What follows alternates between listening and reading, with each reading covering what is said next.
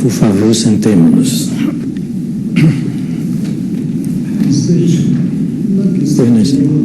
Tinha um voto que eu acabei não lendo para não ocorrer sobreposição de matérias que eu pediria para juntar depois ao processo.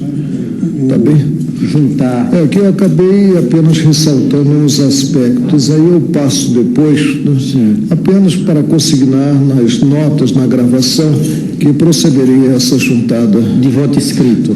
Não, no termo anterior. Eu também tenho voto escrito e farei juntar. Da mesma forma, senhor presidente. Vossa Excelência também. Está muito bem. Ministro Celso de Mello, ministro Gilmar e o ministro Toffoli. Também voto escrito. Essa questão era preliminar. Perfeito. Bem, passo a palavra. No pregão, pelos seguintes crimes: José Disseu, crimes de formação de quadrilha e corrupção ativa. Delúrbio Soares, crimes de formação de quadrilha e corrupção ativa. Silvio Pereira fez acordo. Originariamente era crime de formação de quadrilha. Marcos Valério, crimes de formação de quadrilha e peculato, lavagem de dinheiro, corrupção ativa e evasão de divisas. Domínio do fato não vale para Bolsonaro. A teoria do domínio do fato foi inserida no direito alemão por um jurista de nome Hans Welzel ao longo da Segunda Guerra Mundial. Destinava-se a responsabilizar os mandantes de crimes de uma natureza extremamente específica. Posteriormente, tal teoria foi aperfeiçoada por Klaus Roxin, outro jurista alemão, em 1963. Meio século depois, em 2014, o mesmo Klaus Roxin aperfeiçoou a teoria em tela e estava em São Paulo protestando pelo uso feito de seu trabalho aqui nos trópicos, pelo primeiro negro nomeado para o Supremo Tribunal Federal desde 1919, Joaquim Benedito Barbosa Gomes. O professor de Direito Germânico reclamara da interpretação de Barbosa de que a teoria teria sido desenvolvida para punir pessoas que comandassem estruturas políticas. Roxin esbravejou, inconformado, que criou o domínio do fato para punir os responsáveis pelas ordens e as pessoas que as executam em uma estrutura hierarquizada que atue fora da lei, não dentro dela. O fato é que essa teoria só foi usada aqui, abaixo da linha do Equador, na terra do pau-brasil, o pau em brasa cromática que batizou esta pátria-mãe tão distraída, contra um só partido político, o Partido dos Trabalhadores. Foi usada para tirar da frente os dois maiores expoentes da agremiação, em julgamentos deformados pela malandragem e pela hipocrisia das mais repugnantes já vistas.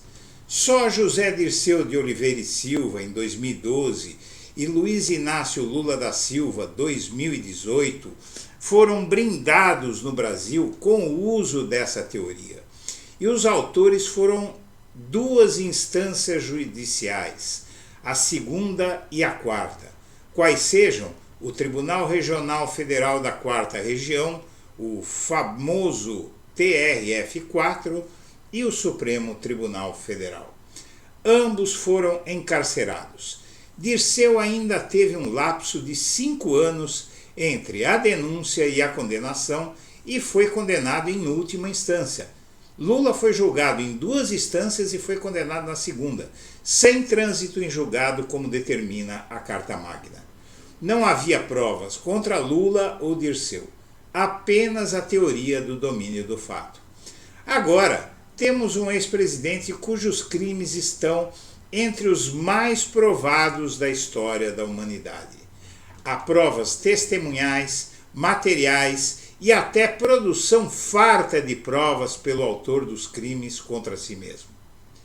Cui prodest cellus is feci era uma frase de Sêneca que é muito citada hoje nos tribunais penais. Em tradução livre, aquele a quem o crime aproveita foi quem o cometeu. Sêneca, ou Lúcio Zanaeu Sêneca, filósofo estoico e um dos mais célebres advogados, escritores e intelectuais do Império Romano, cunhou a máxima que até os dias que correm é usada pelos luminares do direito ao teorizarem sobre o fato inarredável de que o beneficiado por um crime, mesmo sem tê-lo cometido pessoalmente, é o seu mandante. Se algum dia quiséssemos usar de novo esse instrumento tão inadequado para jogar alguém atrás das grades, com menos culpa do que aquela que devemos sentir como sociedade por permitirmos que o atual presidente da República e o seu ex-ministro-chefe da Casa Civil em 2005 fossem presos com base no domínio do fato, deveria ser usar para Jair Bolsonaro. Não vamos usar a teoria do domínio do fato para ele, porque seus crimes não se enquadram no figurino teorizado por Klaus Roxin lá em 1963, de que só deve ser usada para organizações criminosas que funcionem à margem da lei e não para aqueles que delinquiram no âmbito de uma estrutura política oficial, como Bolsonaro. Mas por quê? Ora, se o domínio do fato não pode ser usado para Bolsonaro porque é inadequado, então que todo aquele que defendeu o uso desse instrumento para Lula e do seu tenha a decência de reconhecer que tanto um quanto o outro foram vítimas de farsas entre as maiores em toda escaldante, sangrenta e épica história da humanidade. Por favor, sentemos-nos.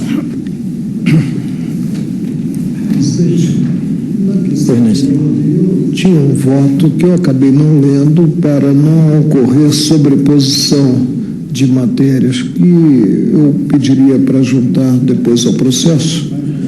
Tá bem?